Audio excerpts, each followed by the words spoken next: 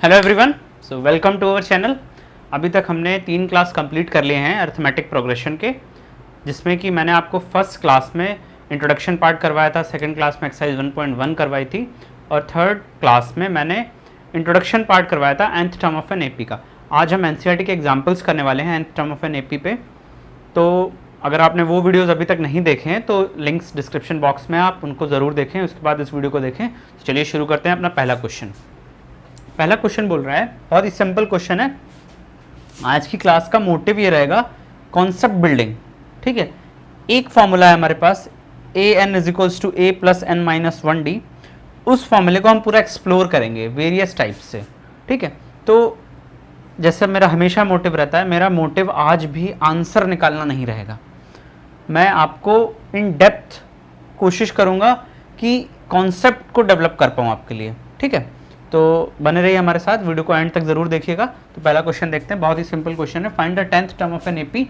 एक AP given है, इसको कि मैं लिख लेता हूँ यहाँ पे 2, 7, 12 और आगे कंटिन्यू है। इसका मतलब अगर आप देखें तो यहाँ पे कॉमन डिफरेंस इज 5, तो 2, 7, 12 एंड देन 17, ठीक है।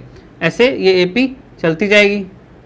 यहाँ पे लिख लेते हैं फर्स्ट टर्म, ए की वैल्यू कितनी गिवन है, ए की वैल्यू 2, कॉमन डिफरेंस डी की वैल्यू कितनी गिवन है, डी की वैल्यू है 5।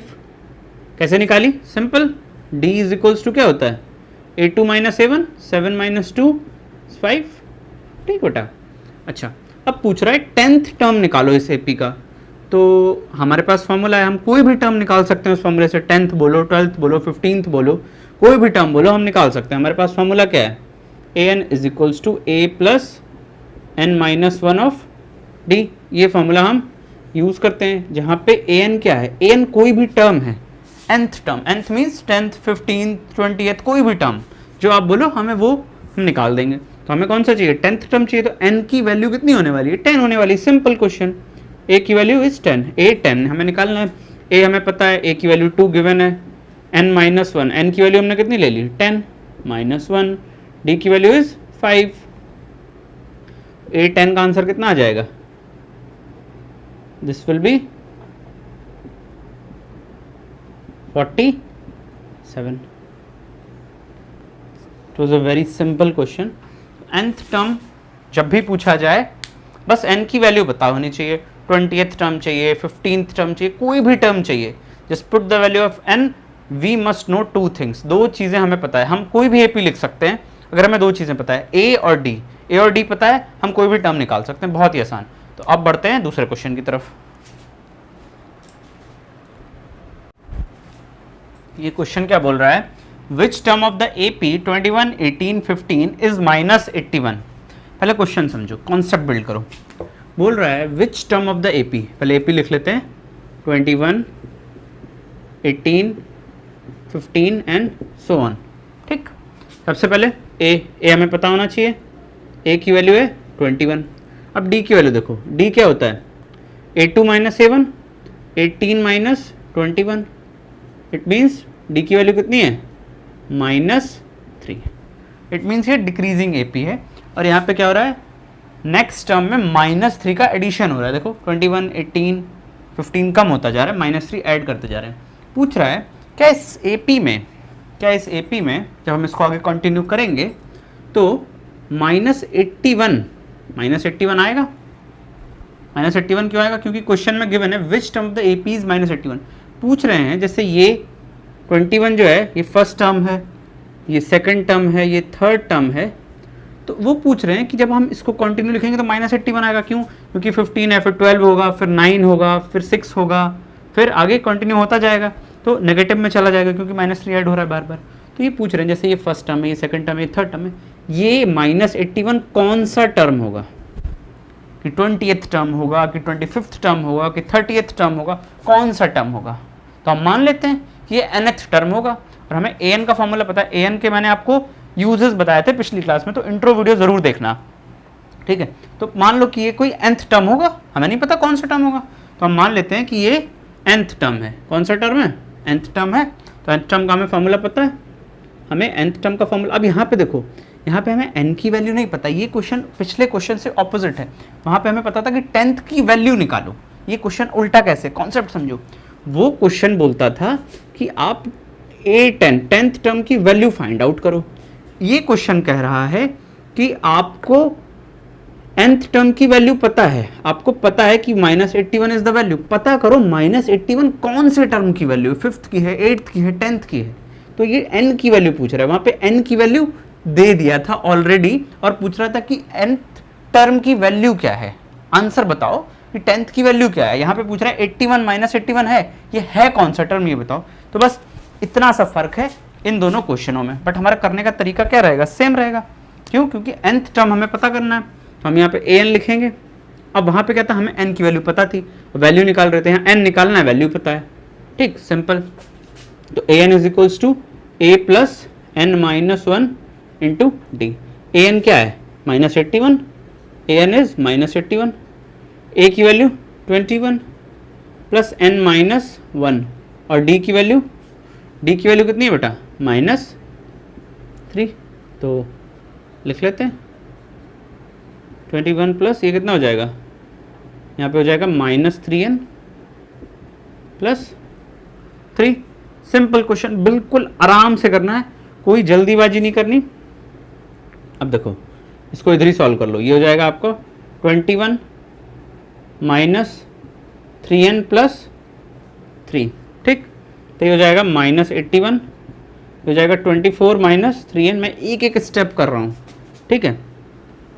अब देखो ये माइनस इधर आएगा, तो ये हो जाएगा -81 minus 24 is equals to -3n।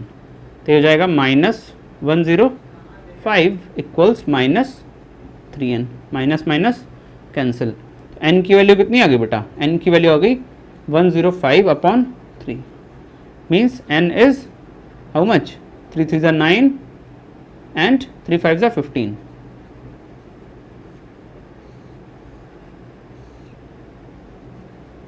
n की वैल्यू आ गई 35। अब ये n की वैल्यू 35 क्या बता रही है, इट मीन्स कि ये 35th टर्म है। कौन सा टर्म है, 35th टर्म है ये, -81।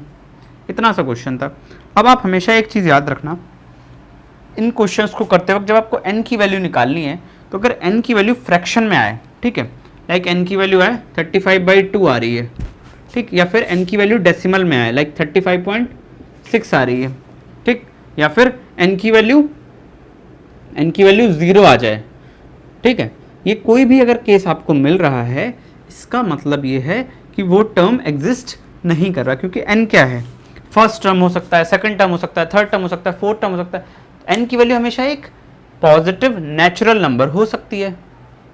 वैसे तो मैं गलत बोल रहा हूँ, नेचुरल नंबर्स तो पॉजिटिव ही होते हैं, इट मीन्स पॉजिटिव इंटीजर्स हो सकती है, ठीक है, पॉजिटिव इंटीजर्स हो सकती है n की वैल्यू, ठीक है, या फिर वो नेचुरल नंबर होगी। अच्छा, अब इंपॉर्टेंट बात क्या है, अगर n की वैल्यू 5.2 आ गई, इट मीन्स क्या 5.2th टर्म हो सकता है, टर्म तो फर्स्ट होगा, सेकंड होगा, थर्ड होगा, फोर्थ होगा, फिफ्थ होगा, ऐसे कंटिन्यू चलेगा।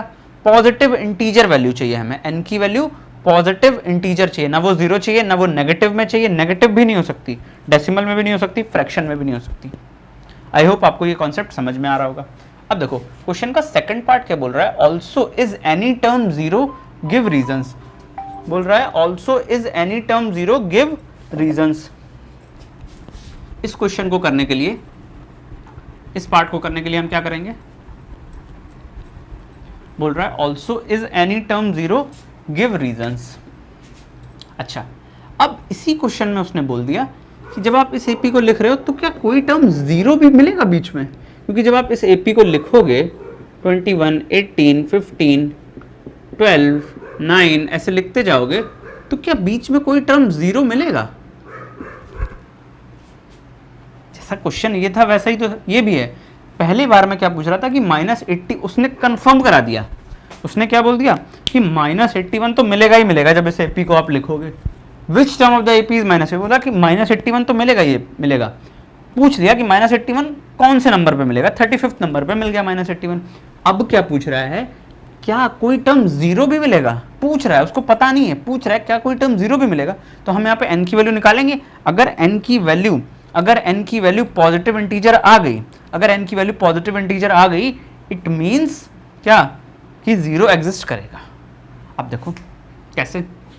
मान लेते हैं कि ये भी कोई nth टर्म है, हमें नहीं पता कि 10th टर्म होगा या 8th टर्म होगा। अगर ये कोई टर्म होगा इट मीन 0 एग्जिस्ट करेगा, बट अगर 10.2th टर्म होगा इट मीन एग्जिस्ट ही नहीं करेगा। अच्छा, अब देखो an is equals to a plus n minus 1 d। Simple. an की वैल्यू हम क्या मान लिए कि 0 है। an की वैल्यू हम क्या मान लिए 0 है। हम चेक कर रहे हैं क्या इस AP में 0 मिलेगा। अगर 0 किसी नंबर पे मिल रहा है, 5th 6th 7th 8th 9th किसी नंबर पे मिल रहा है, मतलब 0 होगा, अदरवाइज वो नहीं होगा। a की वैल्यू 21, n माइनस 1 और d की वैल्यू बेटा कितनी, d की वैल्यू -3। सेम क्वेश्चन कर रहे हैं हम, तो हो गया 0। ठीक। सिमिलरली यहाँ पे हम कितना लिखेंगे -3n प्लस 3 हो जाएगा 24 माइनस 3n। -3n इधर गया, ये कितना हो जाएगा 3n is equals to 24, n is equals to 8, n is equals to 8 मिल गया। n इज इक्वल्स टू 8 मिलने का मतलब क्या हुआ कि ये 8th टर्म होगा, ये 8th टर्म होगा। अब देखो 1st 2nd 3rd 4th 5th, यहाँ पे 5th टर्म 9 मिला, नेक्स्ट टर्म क्या होता बेटा -3 कम हो रहा 6 होता, फिर नेक्स्ट टर्म 3 होता, फिर -3 करो 0 मिल जाता। 1 2 3 4 5 6 7 8, 8th टर्म 0 था। तो अगर यहाँ पे n की वैल्यू आ जाती कुछ इस तरह से 8.4 आ जाती, इसका मतलब 0 इस AP में होता ही नहीं। ये मतलब है कि n की value n should be positive integer, n should be positive integer if a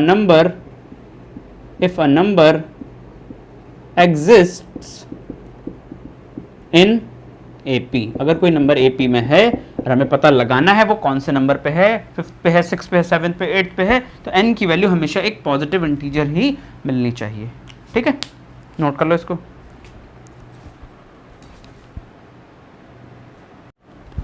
इस क्वेश्चन में बोल रहा है determine the AP whose third term is 5 and 7th term is 9।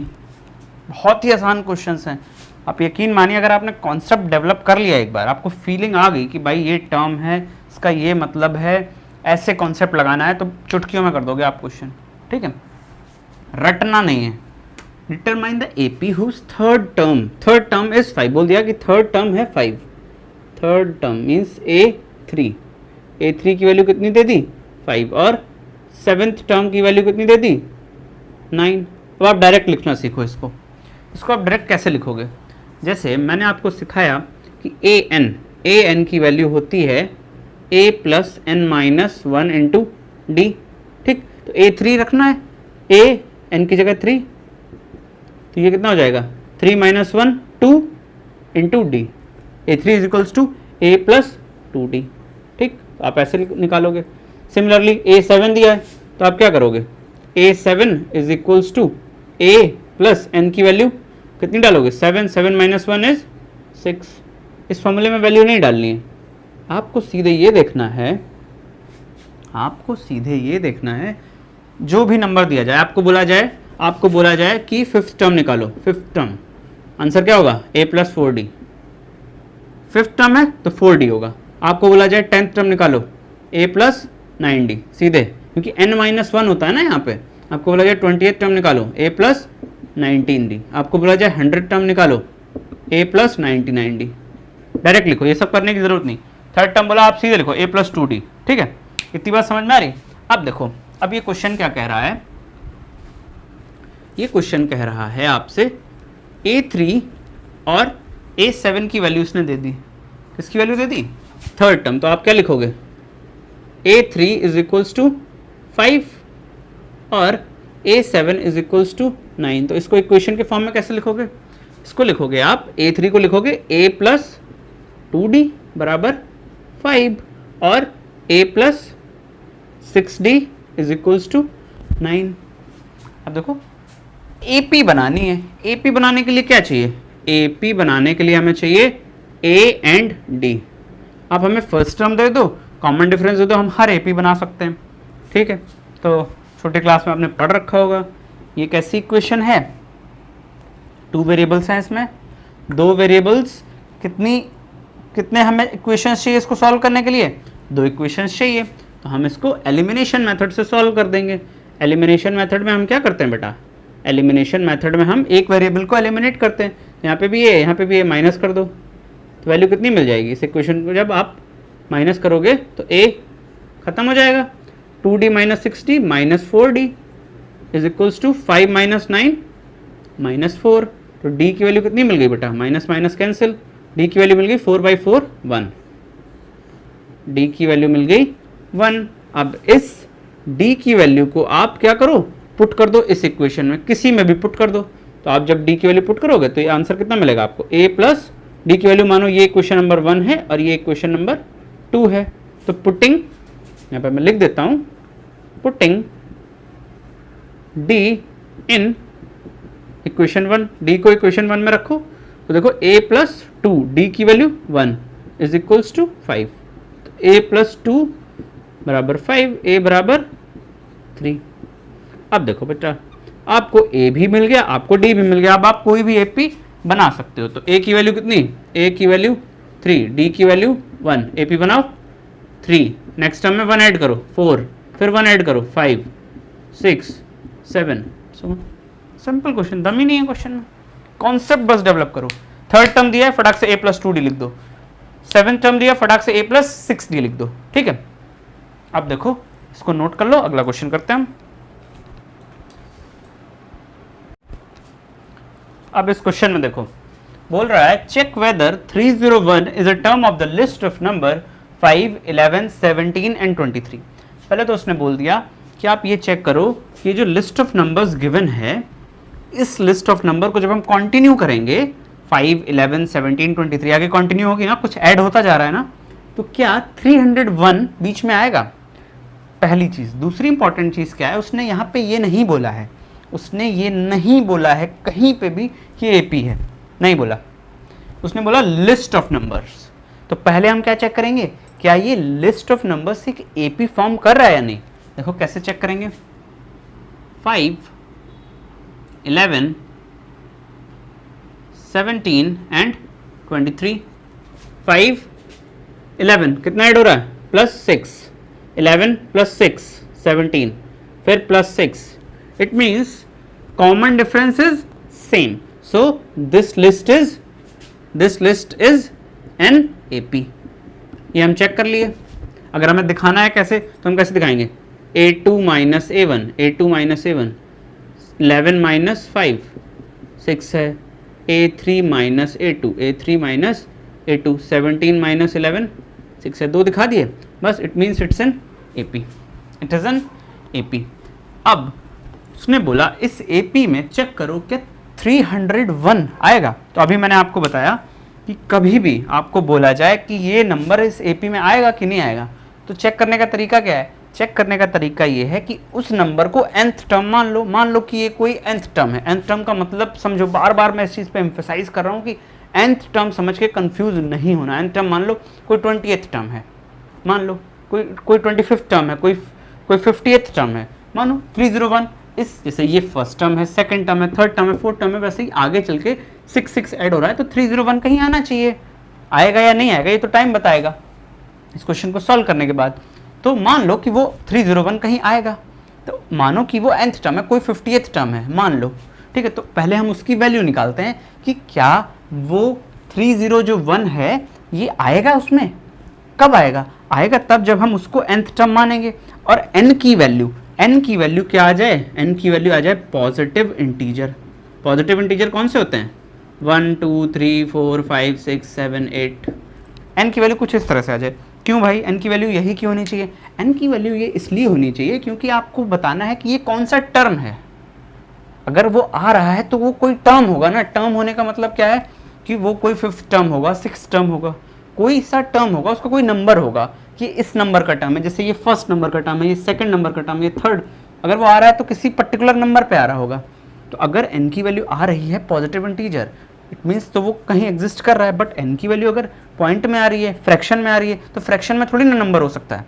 Fraction में आप ये थोड़ी ना बोल सकते हो कि 10/, 7 नंबर पे वो टर्म आ रहा है ना, ऐसे नहीं बोल सकते। इट मीन्स n की वैल्यू पॉजिटिव इंटीजर ही होनी चाहिए। आई होप आपको ये कॉन्सेप्ट समझ में आ रहा होगा कि n की वैल्यू पॉजिटिव इंटीजर क्यों है। एनसीईआरटी खोलोगे आपको WHY भाई आपको y लिख के छोड़ देंगे, n must be positive integer y। सोचते रहो, आपको समझ आना चाहिए कि n पॉजिटिव इंटीजर क्यों होगा, क्योंकि n एक नंबर है।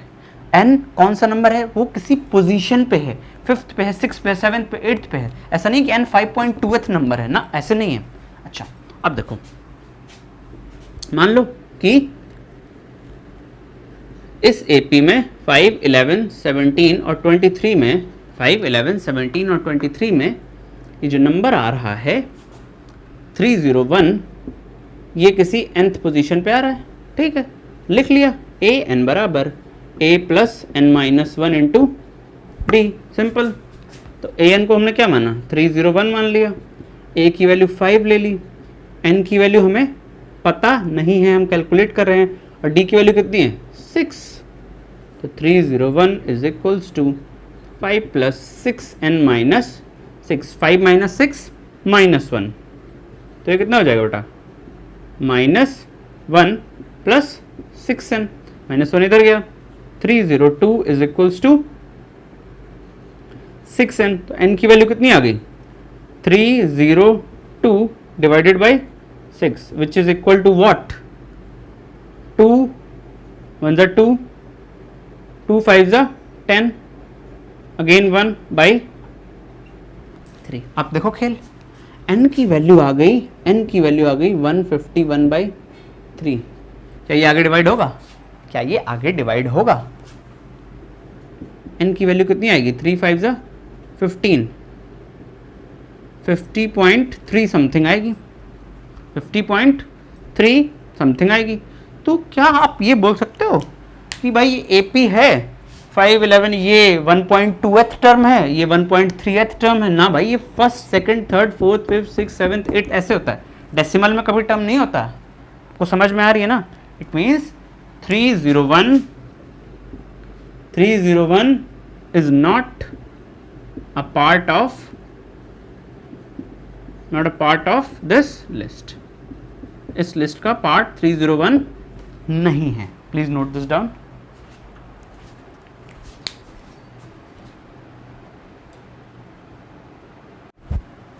अब ये क्वेश्चन देखो, how many 2 digit number are divisible by 3।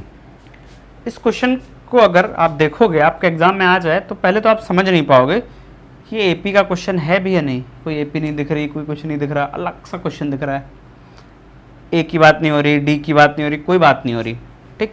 But अगर आप थोड़ा सोचोगे, बोल रहा है how many 2 digit number. 2 digit number पहले बताओ कहाँ से शुरू होते हैं, ऐसे 2 डिजिट नंबर जो कि 3 से डिविजिबल। पहले तो 2 डिजिट नंबर शुरू होगा 10 से, ठीक।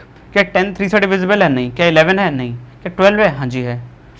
तो 2 digit number first 2 digit number, बहुत ध्यान से देखना इस क्वेश्चन को, इस टाइप के बहुत सारे क्वेश्चंस मिलेंगे, divisible by 7, divisible by 11, divisible by 5, बहुत सारे क्वेश्चन मिलेंगे। तो आप इसको समझ लोगे, आपको किसी भी क्वेश्चन में प्रॉब्लम नहीं आएगी। थोड़ा सा 2 मिनट का एक्स्ट्रा टाइम देके समझो, ठीक है। First 2 digit number divisible by, अगर आपको लग रहा है कि मैं थोड़ा स्लो पढ़ा रहा हूं तो आप 1.5x पे देख लो भाई, ठीक है। First 2 digit number divisible by 3 कौन सा होगा, वो होगा 12। अच्छा, लास्ट 2 डिजिट नंबर, आखिरी 2 डिजिट नंबर कौन सा होगा, लास्ट 2 डिजिट नंबर होगा 99, लास्ट 2 डिजिट नंबर होगा 99। उसके बाद तो 3 डिजिट नंबर 100 शुरू हो जाएगा। तो क्या 99 डिविजिबल बाई 3 है, हाँ जी बिल्कुल है। 3 की डिविजिबिलिटी से चेक कर लो, या फिर ऐसे भी समझ में आ रहा है कि 99 डिविजिबल बाई 3 है, ठीक है। तो देखो, लास्ट 2 डिजिट नंबर, 2 डिजिट का लास्ट नंबर डिविजिबल बाई 3, वो कितना होगा बेटा, 99 होगा, ठीक। तो अगर हम एक AP लिखने की कोशिश करें, 12, नेक्स्ट नंबर जो कि 3 से डिविजिबल होगा वो कौन सा होगा, वो 15 होगा, ऑब्वियस सी बात है, 3 का डिफरेंस होगा। फिर अगला नंबर जो 3 से डिविजिबल हो और 2 डिजिट भी हो, 18 होगा। अगला नंबर जो 3 से डिविजिबल हो और 2 डिजिट का भी हो, 21 होगा। और ऐसे करते करते करते करते कहाँ तक आप जाओगे? 99 तक जाओगे। क्या ये लिस्ट ऑफ नंबर्स एक एपी फॉर्म कर रहा है? Is this list of number forming an AP? Let's check. Yes it is, because uh we know it is 12 and common difference देखो भाई 3 तो ऐड हो रहा है। अगर 3 से डिविजिबल है नंबर्स तो इट्स अ टेबल ऑफ 3 ना, 3 तो ऐड हो रहा है ना, तो D इज 3। तो ये AP है, ये AP है, इट इज एन AP। अच्छा, अब क्वेश्चन पे आते हैं। क्वेश्चन हमारा कह रहा था कि 2 डिजिट नंबर बताओ 3 से जो डिविजिबल हो, नंबर ऑफ 2 डिजिट नंबर्स बताओ। मतलब कितने 10 2 डिजिट नंबर होंगे जो 3 से डिविजिबल होंगे, 22 डिजिट नंबर्स होंगे जो 3 से डिविजिबल होंगे, या 32 डिजिट्स नंबर होंगे जो 3 से डिविजिबल होंगे। तो क्या तरीका है, कैसे आप सोचोगे? अगर आप एक चीज़ समझो, यहाँ पे ये कौन सा टर्म है? ये फर्स्ट टर्म है, ठीक है, ये फर्स्ट टर्म है। आप बहुत ध्यान से देखते जाना, ये सेकंड टर्म है, ये थर्ड टर्म है, ये थर्ड टर्म है, ये फोर्थ टर्म है, और ये 99 कोई मान लो nth टर्म है। लाइक कोई 25th टर्म है, कोई 30th टर्म है, कोई टर्म है, ये nth टर्म है। अब 99 जौन सा टर्म होगा, लाइक 30th होगा या 25th होगा, क्योंकि ये लास्ट टर्म है ना, तो उतने ही तो सारे नंबर्स ऐसे होंगे जो 3 से डिविजिबल होंगे। कॉन्सेप्ट को पकड़ो भाई। 99 जिस नंबर पे आएगा, जैसे ये 4th नंबर पे आ रहा है, मतलब 4th टर्म है ये, इसके बाद 24 5th टर्म है, तो 99 कौन सा टर्म होगा? 20th होगा, 25th होगा, 30th होगा, 28th होगा, जो भी टर्म होगा 99 उतने ही तो टोटल नंबर्स होंगे, क्योंकि ये फर्स्ट था और ये लास्ट था। अगर मान लो ये 25th टर्म है, तो 25 ऐसे नंबर हैं, ये वो सारे नंबर हैं जो 2 डिजिट के भी हैं और 3 से डिविजिबल भी हैं। अगर लास्ट टर्म हमारा 25th है, तो 25 ऐसे टर्म्स होंगे जो कि डिविजिबल होंगे 3 से। आई होप आपको समझ में आया होगा। तो हम निकालेंगे कि 99th कौन सा टर्म है। तो 99 मान लो कोई nth टर्म है, an बराबर a plus n-1 into d. an की वैल्यू बेटा, an की वैल्यू 99, a की वैल्यू 12 प्लस n-1 डी की वैल्यू कितनी है? 3। अब यहाँ पे देखो 3n-3, तो ये कितना हो जाएगा यहाँ पे? 99, ये हो जाएगा 9 प्लस 3n। अब समझो, माइनस कर लो, 99 minus 9 is 90 is equals to 3n। n की वैल्यू कितनी आ गई? 90/3। n की वैल्यू आ गई 30। n की वैल्यू आ गई 30। इस बात का मतलब क्या हुआ कि जो 99 है ना, ये A30 है, 30th टर्म है, और 12 क्या था? 12 हमारा फर्स्ट टर्म था, ये फर्स्ट, ये 30th, तो टोटल कितने नंबर है? सो 30 नंबर्स ऐसे हैं, 30 नंबर्स हैं, 30 नंबर्स आर डिविजिबल बाय 3, और वो 2 डिजिट के भी हैं। आई होप आपको कॉन्सेप्ट क्लियर हुआ होगा। Please note it down.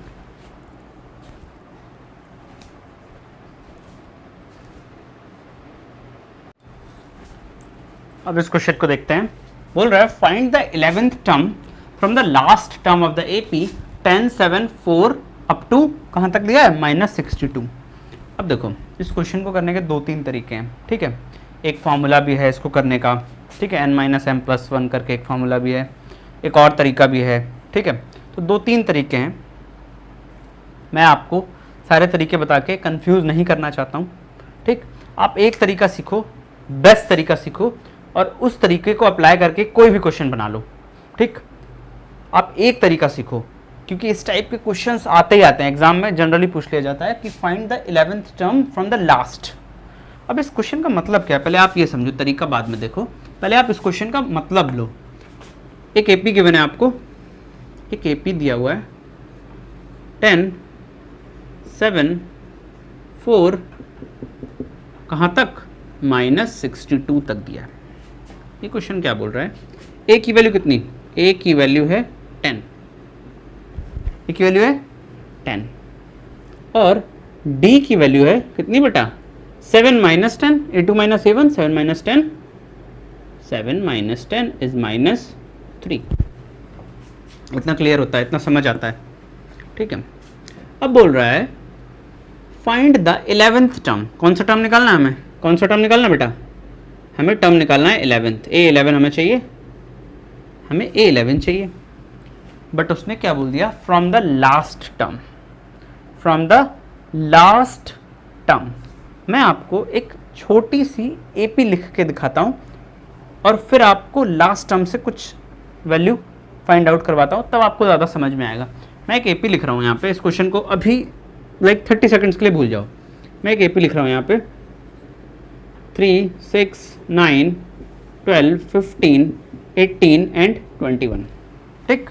अब देखो मैंने आपको बोला कि बेटा आप यहाँ पे 4th टर्म की वैल्यू बताओ, या मैंने आपको बोला कि आप 5th टर्म की वैल्यू बताओ, मैंने आपको बोला 5th टर्म A5 बताओ आप, तो आप क्या करोगे भाई, first term, second term, third term, fourth term, fifth term, तो A5 की वैल्यू कितनी हो गई, A5 की वैल्यू हो गई 15।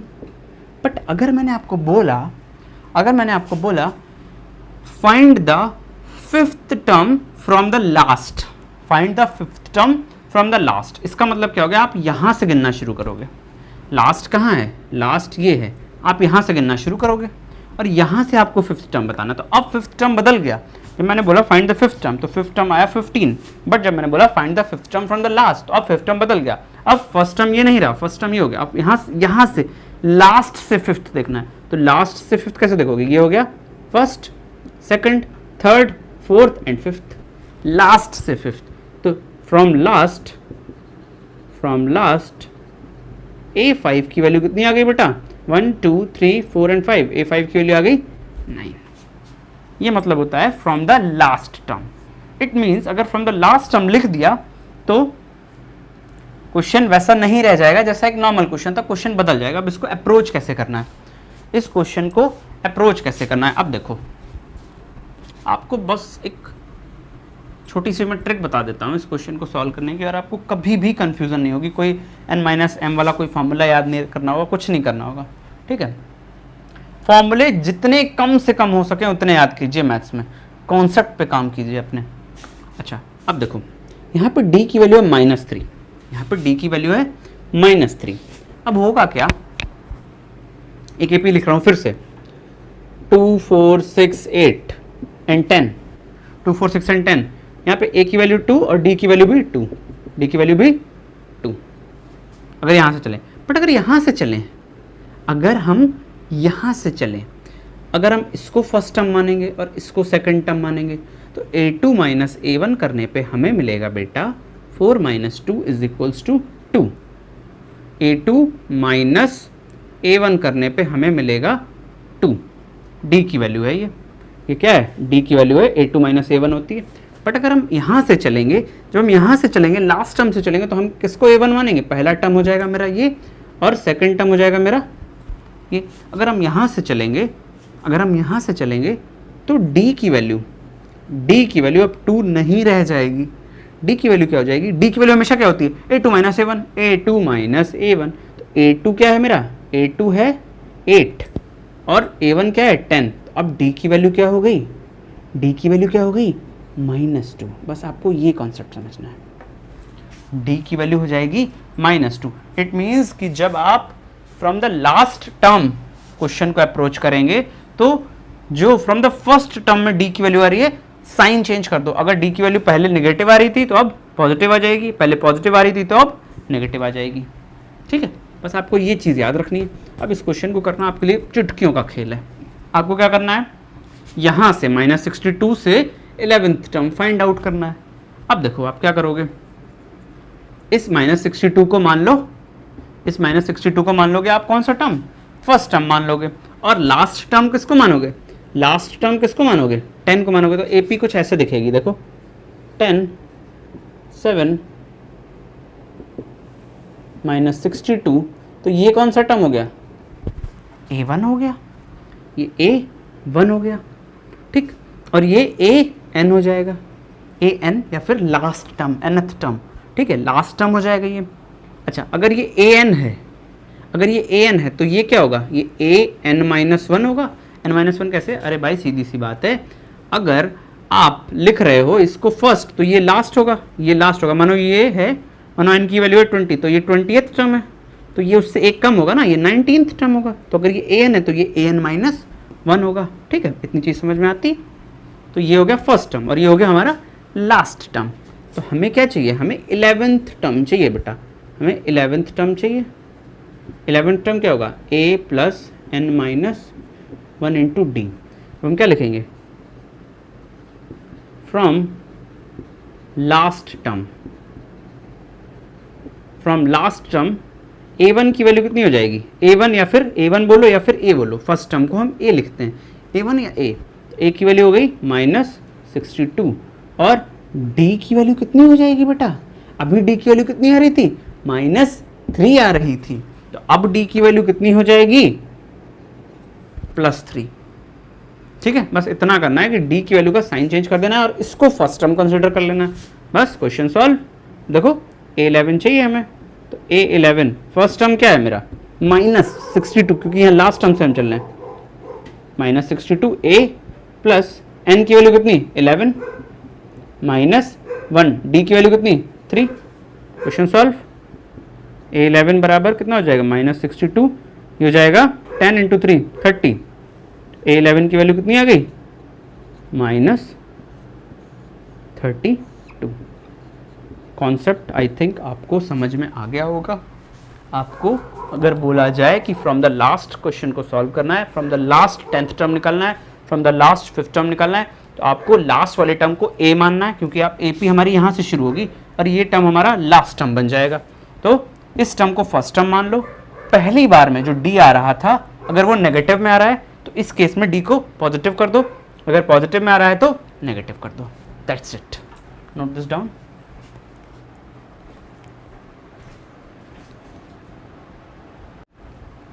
एक और बहुत ही सिंपल क्वेश्चन देख लेते हैं अब हम।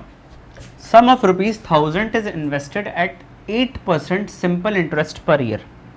बोल रहा है 1000 रुपीज़ है हमारे पास, उसको हमें इन्वेस्ट करना है सिंपल इंटरेस्ट के हिसाब से 8% का इंटरेस्ट है। तो सिंपल इंटरेस्ट का फॉर्मूला क्या है, सिंपल इंटरेस्ट SI पढ़ रखा होगा आपने, ये होता है P into R into T whole upon 100, ठीक, simple. Sum of ₹1000 rupees invest की, तो प्रिंसिपल की वैल्यू कितनी है, principal that is P 1000, rate कितना है per year, rate per annum होता है ये 8%, ठीक। बोल रहा है calculate the interest at the end of each year. अभी तक तो आपको लग नहीं रहा होगा कि ये क्वेश्चन AP का है भी, देखते हैं इसमें AP का कैसे क्लेवरली यूज़ किया गया है और हम कैसे AP को यूज़ करके डेली कैलकुलेशंस को आसान बना सकते हैं। अब देखो बोल रहा है calculate the interest at the end of each year, her year के एंड पे इंटरेस्ट फाइंड करो। तो ये सिंपल इंटरेस्ट का फॉर्मूला, तो ये हमें इंटरेस्ट देता है। तो हम देखते हैं फर्स्ट ईयर पे, फर्स्ट ईयर 1 साल बाद देखते हैं कितना इंटरेस्ट मिल रहा है। P कितना है बेटा 1000 into R, rate of interest is 8, time 1 साल क्योंकि फर्स्ट ईयर के बाद, बाई 100, वैल्यू कितनी मिल गई 8 इंटू 10 80 रुपीज़, 80 रुपीज़ मिल रहा है। सेकेंड ईयर के बाद देख लेते हैं ज़रा हम, सेकेंड ईयर के बाद ज़रा देख लेते हैं 1000 सेम रहेगा, रेट ऑफ इंटरेस्ट भी 8 है। 2 ईयर्स के बाद देख रहे हैं तो 2 हो जाएगी वैल्यू बाई 100, ये कितना हो जाएगा 8 इंटू 2 16 इंटू 10 160 रुपीज़। 3 साल के लिए निकाल लेते हैं हम। थर्ड ईयर पे भी कहानी कुछ ऐसी रहने वाली है, 1000 इंटू रेट ऑफ इंटरेस्ट 8 है और टाइम 3 हो जाएगा और ये 100, तो ये वैल्यू हमें कितनी मिल जाएगी, 8 इंटू 3 24 इंटू 3 240 रुपीज़। अब देखो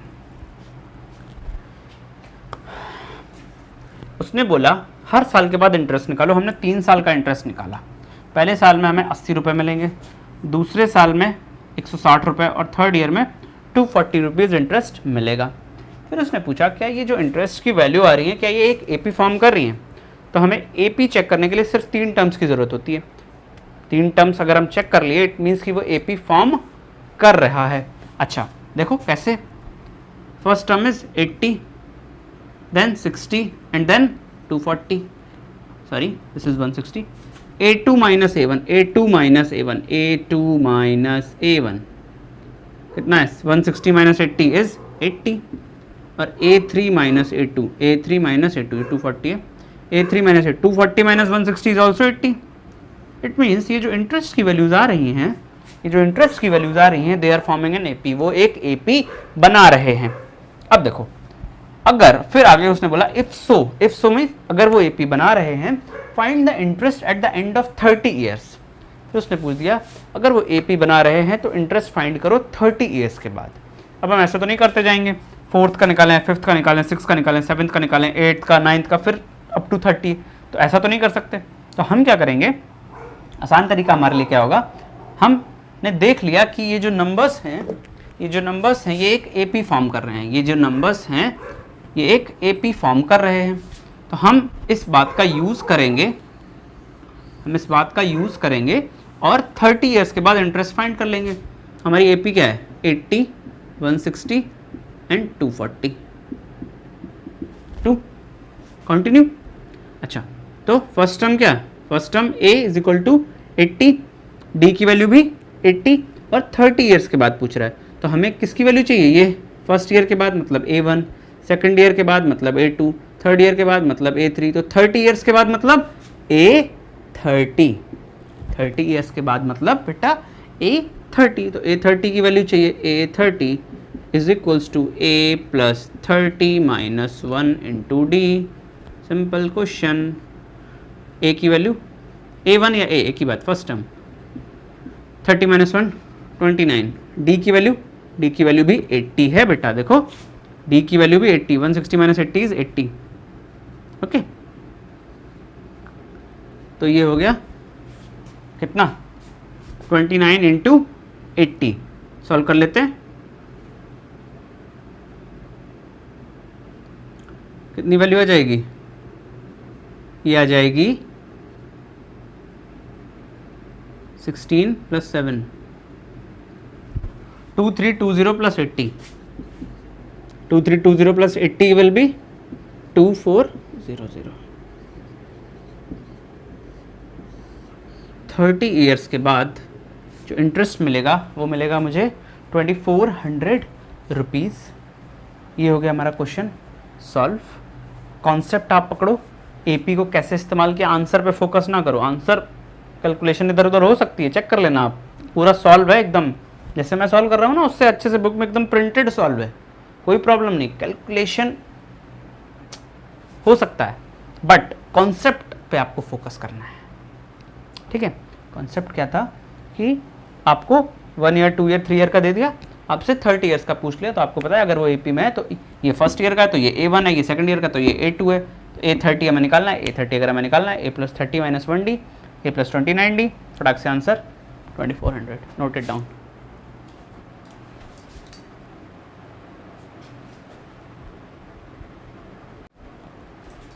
लास्ट एग्जाम्पल देख लेते हैं। In a flower bed there are 23 rose plant in the first row. एक फ्लावर बेड है, ठीक है, इसको ड्रॉ कर लेते हैं।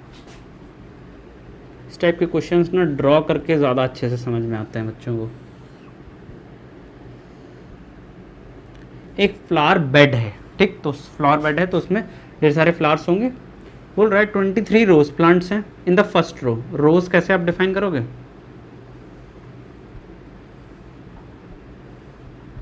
ये रोज हैं, ठीक, 23 रोज प्लांट्स हैं। यहाँ पे कौन से प्लांट्स हैं, रोज के प्लांट्स हैं, कितने 23। यहाँ पे भी रोज प्लांट्स हैं, यहाँ पे भी रोज प्लांट्स हैं, कितने कितने सेकंड वाले में, ये फर्स्ट रो है, ये सेकंड है, ये थर्ड है, ये फोर्थ है, और आगे देखते हैं कितनी रोज होती है। ठीक, तो सेकंड में कितने हैं, 21 है। लाइन में, एक लाइन में 23 फूल हैं, एक में 21 हैं, अगली लाइन में 19 हैं, and so on. And so on means अगले में 17 होंगे, कम होते जा रहे हैं, 2 का गैप है। पूछ रहा है there are 5 rose in the last row, there are 5 roses, मानो ये लास्ट रो है, ये लास्ट है, इसमें कितने रोजेज हैं, 5 रोजेज हैं। क्वेश्चन पूछ रहा है how many rose are there in the flower bed, पूछ रहा है इस फ्लावर बेड में टोटल नंबर ऑफ रोज पूछ रहा है, रोज। अब समझना भाई, रोज ROWS, लाइंस की बात कर रहा है, रोज फूलों की बात नहीं कर रहा है। Rose and rose pronunciation is almost same, use नहीं होना। हाउ मेनी रोज पूछ रहा है, कितनी रोज होंगी। देखो भाई, ये फर्स्ट रो है, सेकंड रो है, थर्ड रो है, फोर्थ रो है, ऐसे बहुत सारी रोज होंगी। पूछ रहा है पहली रो में 23 हैं, आखिरी रो में 5 हैं। पूछ रहा है टोटल नंबर ऑफ रोज पूछ रहा है। तो इस क्वेश्चन को रिलेट करने की कोशिश करो। देखो मैं यहाँ पे लिख रहा हूँ, पहले देखते कि ये AP बना रहा है कि नहीं। 23, 21, 19, 17 और लास्ट वाले में 5, क्या AP है भाई। 23 माइनस 21, डिफरेंस कितना आ रहा है, 21 minus 23, A2 minus A1 -2, 19 minus 21, difference is -2, 17 minus 19, difference is -2। भाई AP है, दिस इज एन AP, ये एक AP है। ठीक, अब देखो, अब हमें इसका यूज कैसे करना है। क्वेश्चन बड़ा देख के घबराना नहीं है, बहुत ही आसान क्वेश्चन है, बस कॉन्सेप्ट पकड़ो, फीलिंग बनाओ। ठीक है, स्ट्रॉन्ग फीलिंग होनी चाहिए आपको इस क्वेश्चन के लिए कि भाई हाँ, इस कॉन्सेप्ट को हमें कैसे यूज करना है जो अभी तक हमने पढ़ा है। ठीक, अब देखो 23, 21, 19, 17 एंड 5। अगर ये क्वेश्चन पहले वाले क्वेश्चंस की तरह होता तो ये क्वेश्चन कैसे होता कि भाई हमें ये बताओ कि ये फर्स्ट टर्म है, ये सेकंड टर्म है, ये थर्ड टर्म है, ये फोर्थ टर्म है, ये कौन सा टर्म होगा, ये कौन सा टर्म होगा। लाइक ये 5th होगा, 8th होगा, 10th होगा, 12th होगा, इस टाइप के क्वेश्चन हमने किए हैं ना। बट अब की बार उसने क्या पूछ दिया, ये नंबर ऑफ रोज है, पहली रो में इतने, दूसरी रो में इतने, तीसरी रो में इतने, चौथी रो में इतने। पूछ रहा है ये जिस रो में 5 है ना, वो कौन सी रो होगी। तो क्या एक ही बात हो गई या नहीं, पहला नंबर ये, दूसरा ये, तीसरा ये, चौथा ये। यहाँ पे क्या बोल रहा है, ये पहली रो, ये दूसरी रो, ये पहले रो के नंबर, ये दूसरी रो के रोजेज, ये तीसरी रो के रोजेज, ये फोर्थ रो के रोजेज। पूछ रहा है 5 रोजेज जब हैं तो रो बताओ कौन सी है। तो वही क्वेश्चन तो हो गया कि अगर ये फर्स्ट नंबर, ये सेकंड नंबर, तो ये कौन सा नंबर, 8th, 10th या 20th। तो मान लो ये an रो है, मतलब nth रो है। ये फर्स्ट, सेकंड, थर्ड, फोर्थ, मान लो ये nth रो है, nth रो में 5 रोजेज हैं। ठीक, सिंपल। an की value a plus n minus 1d, बहुत ही ज़्यादा सिंपल क्वेश्चन है ये। an इक्वल्स टू a की वैल्यू 23, a की वैल्यू 23, n हमें बताना है। d की वैल्यू देखो 21 माइनस 23, यहाँ पे गड़बड़ नहीं करना। d की वैल्यू है a2 minus a1, a2 minus a1 की वैल्यू होती है 21 माइनस 23, होती नहीं है, यहाँ पे है, होती है, और कितने हो जाएगा, -2 होती है और हो में फ़र्क है। अच्छा, अब देखो d की वैल्यू -2 पुट कर दी है, an की वैल्यू फाइंड आउट कर लो, 23, ये हो जाएगा -2n प्लस 2, इसको ब्रैकेट में लिख दो, प्लस का साइन लगाओ, -2n प्लस 2। अब देखो बहुत ही सिंपल क्वेश्चन ये होने वाला है, 23, ये कितना हो जाएगा, +2 -2n। और ये an क्या है, ये an क्या है, ये 5 ही तो है। हमें पता लगाना है कि 5 कौन से नंबर पे है, 5th पे है, 6th पे है, 8th पे है, तो कौन सी रो है, जितने नंबर पे होगा वो उतने नंबर की रो होगी। ठीक है, तो an की वैल्यू कितनी है, 5। बहुत ही ज़्यादा सिंपल क्वेश्चन हो गया है ये। तो ये कितना हो गया, 23 + 2 माइनस यहाँ पे 2n है, सॉरी, तो ये हो जाएगा 25 माइनस 2n, तो ये हो जाएगा कितना, 5 - 25 -20 is equals to -2n, minus minus cancel, इसको मैं यहाँ पे लिख देता हूँ 2n इक्वल्स टू 20, तो n equals to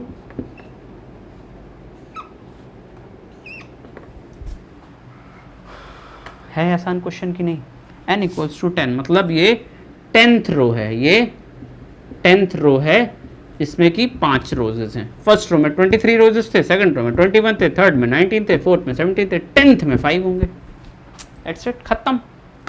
I hope आपने कॉन्सेप्ट सीखा होगा, क्वेश्चन की वैल्यू निकालनी है ये नहीं सीखा होगा, ये तो आपको पहले से आता है, ये इक्वेशंस को सॉल्व करना आप पहले से जानते हो, बट आपने ये जरूर सीखा हो आई होप कि कैसे अप्रोच करना है, जैसे इस क्वेश्चन को इस वाले क्वेश्चन से कैसे रिलेट कराना था। ठीक है, तो आप ये ज़रूर सीखें। मैं बस यही कोशिश करता हूँ अपने लेक्चर्स में कि बच्चों को कॉन्सेप्ट सिखा सकूँ, ना कि क्वेश्चन सॉल्व करना सिखा सकूँ, क्योंकि ये जो सोल्यूशंस हैं ये बहुत ही ज़्यादा सिंपल हैं। तो be ready for the next class. Exercise 5.2 solve करेंगे हम। आपको जैसे इस लेक्चर में मज़ा आया वैसे ही आपको मज़ा आने वाली है, तो बने रहिए हमारे साथ। चैनल को सब्सक्राइब जरूर करना भाई, वीडियो को लाइक जरूर करना। सब्सक्राइब करने से क्या होगा ना कि यार थोड़ा मोटिवेशन मिलता है कि यार हम इतने एफर्ट्स कर रहे हैं तो लोग उसको रिकग्नाइज़ कर रहे हैं। तो प्लीज़ सब्सक्राइब जरूर करना, वीडियो को लाइक जरूर करना, अगर अच्छा लगे अपने फ्रेंड्स में शेयर करना। Thank you.